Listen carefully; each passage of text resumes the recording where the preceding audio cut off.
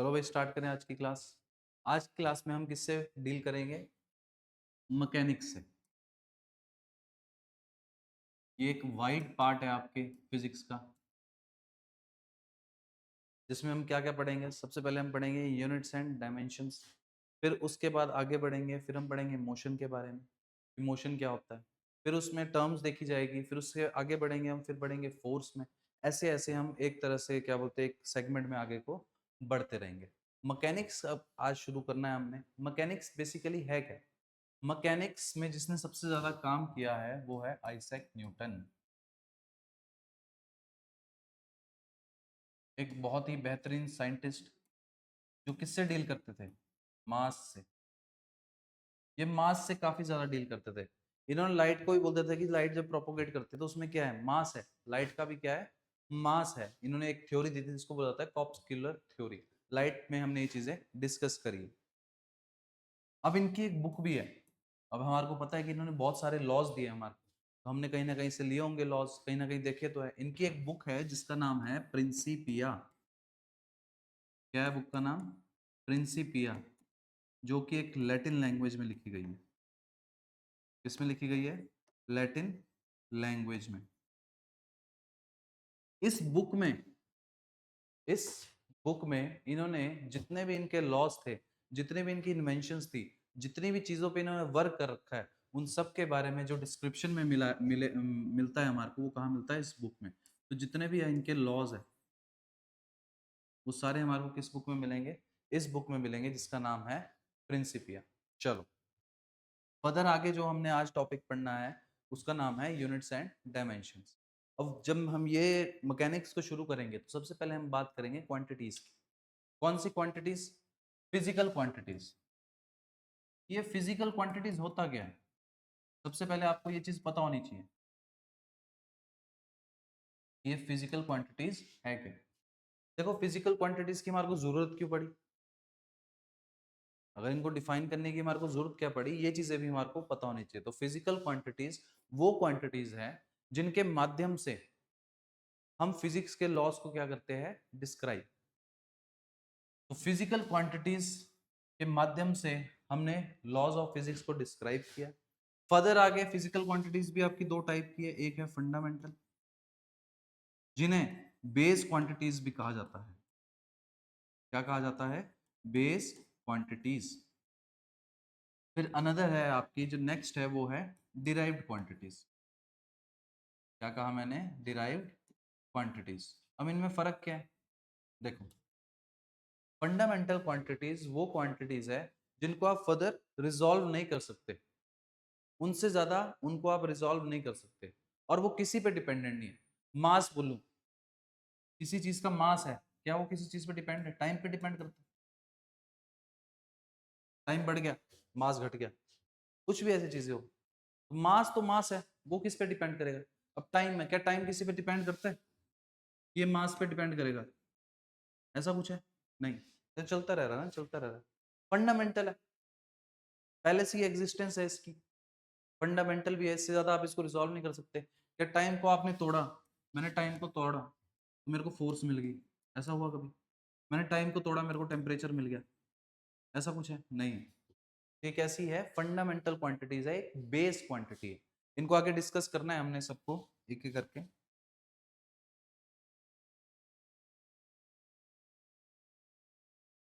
अब फर्दर हम पढ़ेंगे कि फंडामेंटल क्वांटिटीज क्या होती है। ये चीज हमने पढ़ ली। फंडामेंटल क्वांटिटीज वो क्वांटिटीज होती है जो किसी पे डिपेंड नहीं करती, फर्दर आप उनको डिवाइड नहीं कर सकते। अब जो ये डिराइव्ड क्वांटिटीज है, ये डिराइव कहाँ से हुई है? इन बेस क्वांटिटीज से ही। फंडामेंटल क्वांटिटीज का अगर मैं एग्जांपल लूं, क्या हो सकता है? मास, लेंथ, ये सारी क्या है? फंडामेंटल क्वांटिटीज है कि नहीं? और भी सारी है। अगर मैं डिराइव्ड क्वांटिटीज की बात करूं तो डिराइव्ड क्वांटिटीज वो क्वांटिटीज है जो किससे डिराइव हुई है या किन से बनी है? इन बेस क्वांटिटीज। जैसे कि मैं बात करूं, फोर्स क्या होती है? फोर्स एम में होती है, मास इंटू एक्सलरेशन होता है। मास क्या होता है? केजी। और एक्सलरेशन क्या होती है? मीटर पर सेकंड स्क्वायर। तो इसमें देख सकते हो आप कितनी सारी क्वांटिटीज लग रही है। केजी मास लग रहा है, मीटर लेंथ लग रही है, सेकंड स्क्वायर टाइम भी आ रहा है, यानी कि एक फोर्स के लिए हमारे को क्या क्या चाहिए, एक मास चाहिए, उसकी कुछ लेंथ होनी चाहिए और कुछ उसमें टाइम कितना लग रहा है उस फोर्स को एक्ट करने में। तो ये इसको क्या बोल देते हैं हम, डिराइव्ड क्वांटिटी।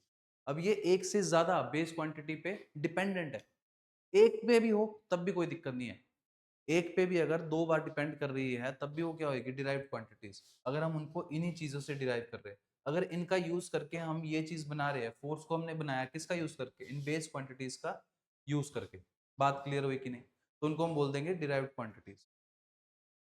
अब हमने क्वांटिटीज तो डिफाइन कर दी, हमने क्या किया, क्वांटिटीज को डिफाइन कर दिया, हम फिजिकल क्वांटिटीज ले आए, लेकिन इनकी नाप तोल के लिए जब हमने नापना था, इनको तोलना था फिजिकल क्वांटिटीज को, तो हमारे को एक स्केलिंग चाहिए थी कि नहीं, उस स्केलिंग को हमने क्या बोल दिया, यूनिट्स।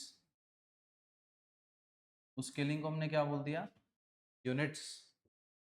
बात क्लियर है कि नहीं, हमारे को क्या पता चला कि ये जो हमारे यहाँ पे बेंच है ये 4 मीटर का है, मीटर से हमारे को क्या पता चला, अच्छा इसकी लेंथ की बात हो रही है, तो हमने कहीं ना कहीं इनको डिफाइन करने के लिए मैग्नीट्यूड तो हमारे को लग गया था पता कि 4 है, 4 क्या है, लीटर है,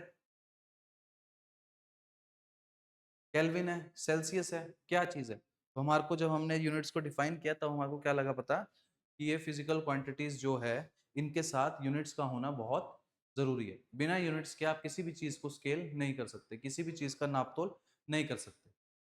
तो यूनिट्स की अगर बात करूं तो ये 1960 के आसपास की बात है लगभग। इससे पहले क्या होता था, इससे पहले हर कंट्रीज में अपना अपना सिस्टम चलता था। वर्ल्ड वॉर 2 के बाद जब सारी अर्थव्यवस्था खराब हो गई, उसके बाद फिर से देश उठे, सब कुछ बना, उसके बाद जाके जब आपका इंपोर्ट एक्सपोर्ट बढ़ा तो दूसरे देशों में जाते थे तो वहां पे अलग सिस्टम चलता था, किसी देश में अलग सिस्टम चलता था, एक स्टैंडर्ड सेट किया गया, एक सिस्टम बनाया गया, और उस सिस्टम को हमने क्या बोला, एसआई सिस्टम। क्या बोला हमने इसको, SI system.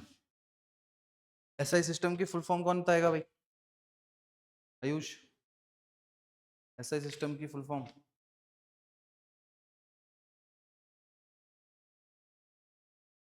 International system of units. Standard लिया गया है, स्टैंडर्ड लिया था हमने, बात क्लियर है कि नहीं। इनसे पहले काफी सारी चीजें, जैसे कि 3 तो मेन है जो हमारे को पढ़ते हैं हम, एमकेएस हो गया जो आपका कहाँ चलता था, ये बेसिकली फ्रेंच सिस्टम था। फिर एक और था एफपीएस, ये क्या था, ये बेसिकली ब्रिटिश सिस्टम था, ब्रिटिशर्स यूज करते थे इसको। ऐसे कई सारे थे, एक और होता है जिसको बोला जाता है सीजीएस। एमकेएस का मतलब क्या है, मीटर, किलोग्राम, सेकंड। वहीं पे जो एफपीएस था ये क्या था, फुट, पाउंड, सेकंड। सीजीएस में सेंटीमीटर, ग्राम, सेकंड। ये अलग अलग सिस्टम चलते थे, लेकिन इन तीनों में जो एक चीज कॉमन थी वो क्या थी, सेकंड। सेकंड हर जगह सेम था, जो टाइम का स्टैंडर्ड लिया गया था वो हर जगह सेम था, एफपीएस देख लो आप, एमकेएस देख लो, सीजीएस देख लो, इन सब में सेम था। एसआई सिस्टम जो हमारा है, अब जब हम एसआई सिस्टम के बारे में पढ़ेंगे, इनमें जो फंडामेंटल क्वांटिटीज पढ़ेंगे और उनकी फंडामेंटल यूनिट्स पढ़ेंगे, तो वहां पे हमें लगेगा पता कि वहां पे भी जो टाइम है उसका जो एसआई यूनिट है वो भी क्या है, सेम है, सेकंड ही है।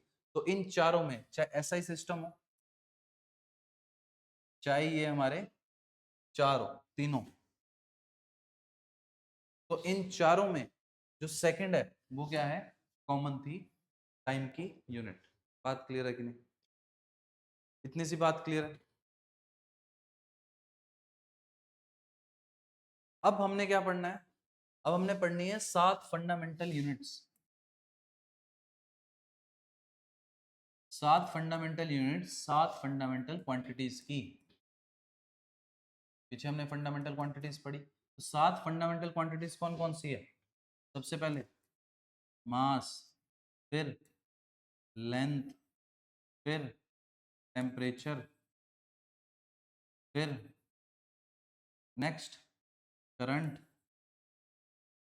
फिर अमाउंट ऑफ सब्सटेंस, फिर luminous intensity,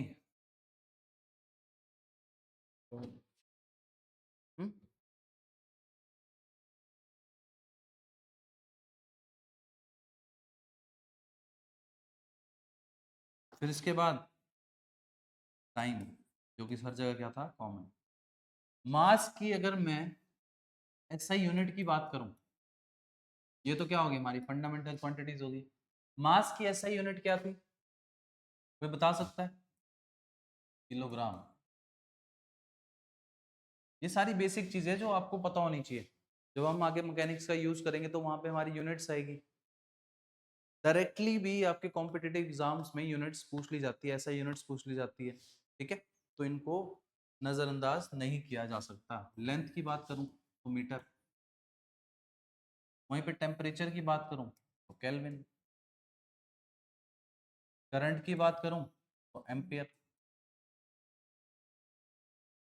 amount of substance की बात करूं तो मोल, ल्यूमिनस इंटेंसिटी की बात करूं कैंडेला, टाइम की बात करूं तो सेकंड्स। ये क्या है बेसिकली, ये एक तरफ हमने फंडामेंटल क्वांटिटीज लिख दी है, उनकी जो जो एसआई यूनिट्स हैं उनके बारे में हमने यहाँ पे जिक्र करा है, जो आपको पता होनी चाहिए। बात क्लियर है कि नहीं? नोट कर लो एक बार।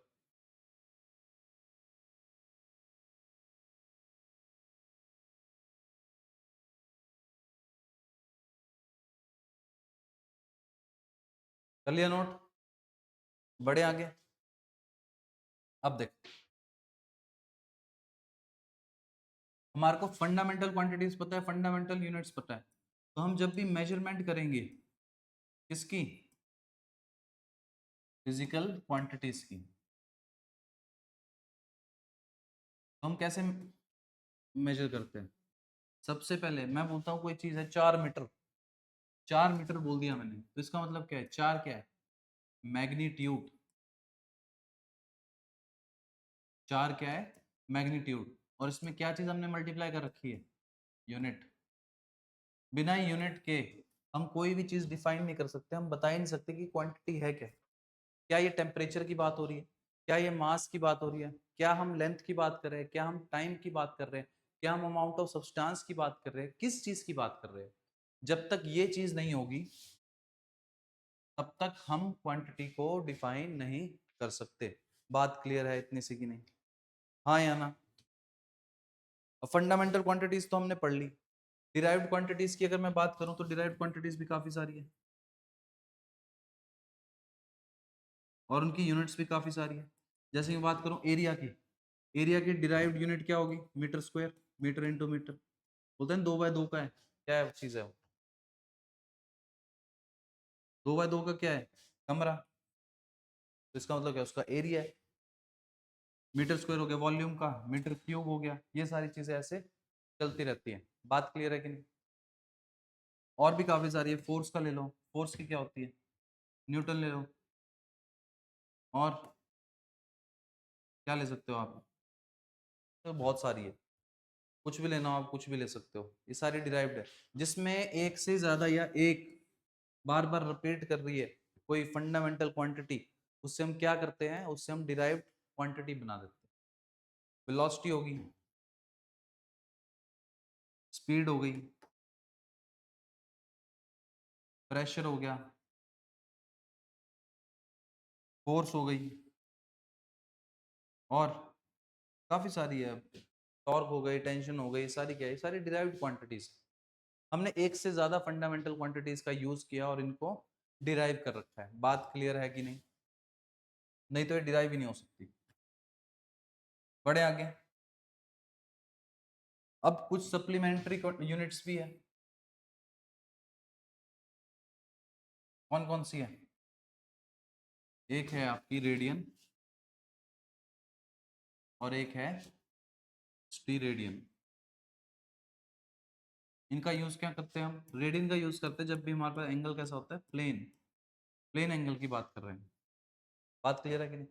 एक ही प्लेन में जिस एंगल की बात कर रहे हैं हम, अगर मैं इस एंगल की बात करूँ, ये क्या है? ये एक प्लेन एंगल है, प्लेन एंगल की बात कर रहे हैं हम। और स्टेरेडियन, इसमें हम किसकी बात करते हैं? सॉलिड एंगल की। अब जैसे मेरे पास कोन है, मान लो इसको 3D में कोन है, अब मैं इसको इतना सा कट कर दिया, अब जो यहाँ पे हमारे को एंगल मिलेगा उसको क्या बोलेंगे हम? Solid angle. बात क्लियर है कि नहीं? बात क्लियर है कि नहीं? बढ़े आगे, बढ़े आगे।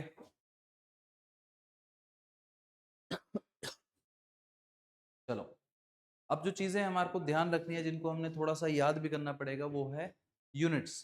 कुछ स्मॉलर यूनिट्स है, और बेसिकली सबसे ज्यादा जो याद करनी हमारे को डिस्टेंस की करनी पड़ेगी। तो स्मॉलर यूनिट्स है, कुछ कुछ लार्जेस्ट यूनिट्स है। सबसे पहले हम डिस्कस करेंगे स्मॉलर यूनिट्स। किसकी? डिस्टेंस की।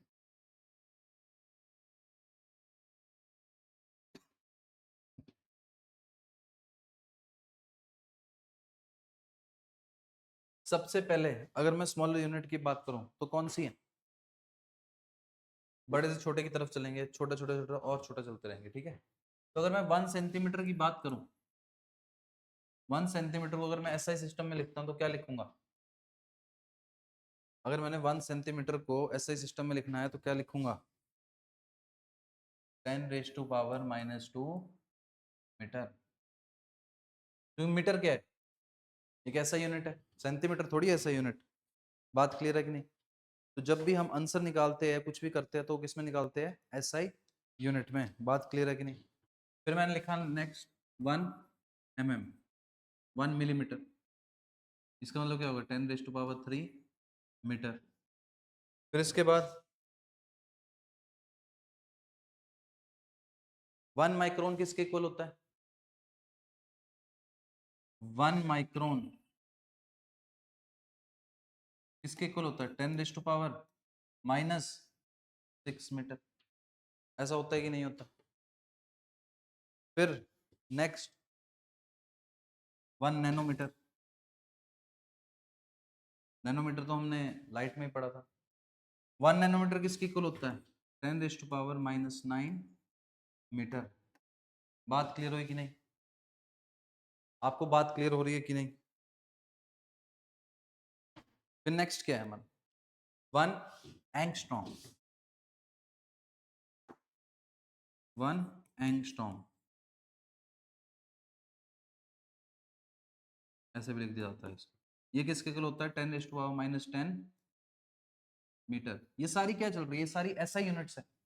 जब हम इसको एसआई यूनिट में कन्वर्ट करते हैं तो इनकी वैल्यू क्या होती है, उनके बारे में डिस्कस कर रहे हैं। आगे ये सारी चीजें काम आएगी। फिर नेक्स्ट 1 फर्मीमीटर।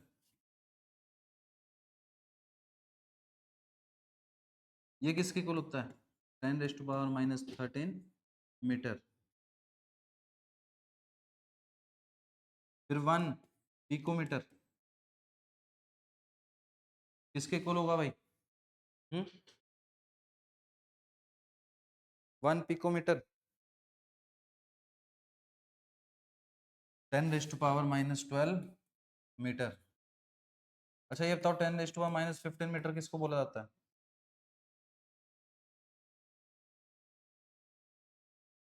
10⁻⁻15 मीटर किसको बोला जाता है?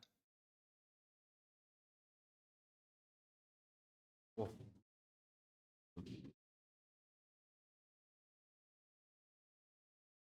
1 पिकोमीटर यार 10⁻⁻15 होता है, वो गलत लिख रहे, सॉरी। चलो कोई बात। होप आपको ये चीजें समझ आ रही होगी। इनके आसपास की और भी आप याद कर सकते हो। 10⁻⁻20 तक अगर आपने याद करनी है वो याद कर सकते हो, आगे आपके काम ही आएगी। नेक्स्ट है लार्जेस्ट यूनिट्स। कि कौन कौन सी लार्जर यूनिट्स है किसकी? डिस्टेंस की। बात क्लियर है कि नहीं? तो सबसे पहली लार्जेस्ट यूनिट जो हम पढ़ते हैं वो कौन सी है? 1 लाइट ईयर। ज्योग्राफी में पढ़ते हैं आप कि 1 लाइट ईयर किसके इक्वल होता है। तो 1 लाइट ईयर होता क्या है वैसे देखा जाए। 1 लाइट ईयर क्या है कि एक साल में जो लाइट है वो कितनी ट्रेवल करती है, उसको हमने क्या बोल दिया, उसको हमने यूनिट्स में ले लिया बेसिकली, कि हमने उसको एक यूनिट मान लिया। अगर हमने काफी बड़ी बड़ी चीजों के बीच में डिस्टेंस देखना है तो हम क्या करते हैं 1 लाइट ईयर करते हैं। और जो 1 लाइट ईयर है उसकी वैल्यू किसके इक्वल है, वो इक्वल होती है 9.46 इंटू 10⁻15 मीटर। ये भी ऐसा यूनिट में देख सकते हो आप। बात क्लियर है कि नहीं, देख सकते हो आप, बात समझ आई कि नहीं। बड़े आगे,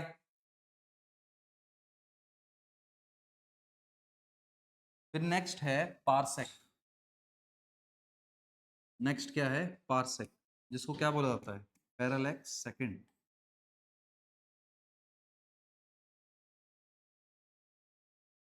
जो सबसे ज्यादा सबसे बड़ी लार्जेस्ट यूनिट है किसकी, डिस्टेंस की, लार्जेस्ट यूनिट ऑफ डिस्टेंस, जो किसके इक्वल है 3.08 इंटू 10⁻16 मीटर। 3.08 into 10⁻16 metre. बात समझ आई कि नहीं। और अगर मैं इसको लाइट ईयर में भी कन्वर्ट कर सकता हूं तो मेरे पास कितना आएगा 3.26 लाइट ईयर। ये इसकी तकरीबन वैल्यू आती है जब हम इसको लाइट ईयर में कन्वर्ट करते हैं। फिर नेक्स्ट यूनिट है हमारे पास एस्ट्रोनॉमिकल यूनिट। एस्ट्रोनॉमिकल यूनिट क्या होती है भाई एस्ट्रोनॉमिकल यूनिट, क्या होती है एस्ट्रोनॉमिकल यूनिट।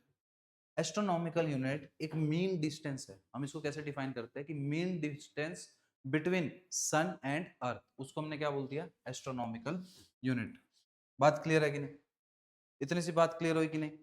अब इसकी वैल्यू की अगर मैं बात करूं तो इसकी वैल्यू है 1.495 इंटू 10⁻11 मीटर। ये छोटी छोटी चीजें हैं जो आपको याद करनी पड़ेगी, जो आपके आगे काफी काम आएगी। डायरेक्ट क्वेश्चंस भी यहाँ से पूछ लिए जाते हैं। बात क्लियर है कि नहीं, इतनी सी बात क्लियर है।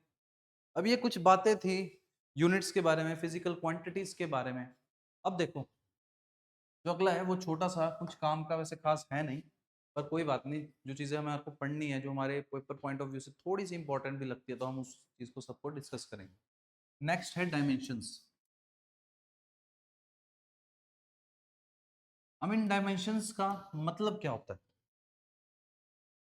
क्या मतलब है डायमेंशन का। डायमेंशंस क्या है, डायमेंशंस देखो जब भी फिजिकल क्वांटिटीज की हम बात करते हैं, अब फिजिकल क्वांटिटीज की पावर को, या सॉरी इनकी ऐसा यूनिट्स को कितनी पावर पे आप रेस कर सकते हो। जैसे मैं बोल रहा हूँ एरिया, एरिया की ऐसा यूनिट क्या है मीटर स्क्वायर। तो इनको हम डायमेंशनली कैसे लिखेंगे, यानी कि ये जो यूज होते हैं डायमेंशन, ये किसके लिए होते हैं, मैक्सिमम यूज होते हैं ये डिराइव्ड क्वांटिटीज के लिए। किसके लिए यूज होते हैं, डिराइव्ड क्वांटिटीज के लिए। बात क्लियर है कि नहीं,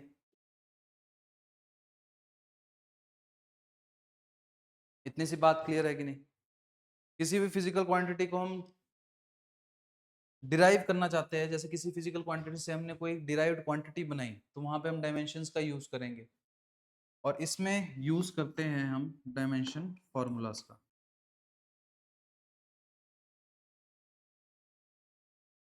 ये चीजें स्कूल में पढ़ रखी है आपने। इस तरह से ब्रैकेट होगा MLT। अगर उसमें मास नहीं है, सॉरी उसमें लेंथ नहीं है, तो क्या आ जाएगा यहाँ पे जीरो। मास नहीं है तो जीरो, टाइम ही टाइम है सिर्फ, तो यहाँ पे अगर एक टाइम है तो 1 सेकंड की बात करूँ तो उसका डायमेंशन फॉर्मूला ये होगा। वहीं पे मैं अगर एरिया की बात करता हूँ, एरिया की ऐसा यूनिट क्या होती है मीटर स्क्वायर। अगर मैं ऐसा यूनिट में लिखूँ इसको तो क्या लिखूंगा मीटर स्क्वायर, यानी कि इसमें मास नहीं है, लेंथ है 2 बार है, टाइम नहीं है, तो इस तरह से इसका डायमेंशन फार्मूला आ जाएगा। हालांकि ज़्यादा कॉम्पिटेटिव एग्जाम्स में ये चीज़ इतनी इंपॉर्टेंट नहीं है, पूछी नहीं जाती, लेकिन आपको पता होना चाहिए कि डायमेंशंस और डायमेंशंस फार्मूला क्या होता है। नेक्स्ट क्लास में हम बात करेंगे मोशंस, मोशंस के बारे में पढ़ेंगे, क्वांटिटीज पढ़ेंगे कि स्केलर क्वांटिटीज क्या होती है, वेक्टर क्वांटिटीज क्या होती है, टेंसर क्वांटिटीज क्या होती है। टेंसर क्वांटिटीज वैसे बेसिकली ज़्यादा थोड़ा हाई लेवल में चल जाता है, लेकिन तब भी हम थोड़ा बहुत उनके बारे में डिस्कस करेंगे कि होता क्या है।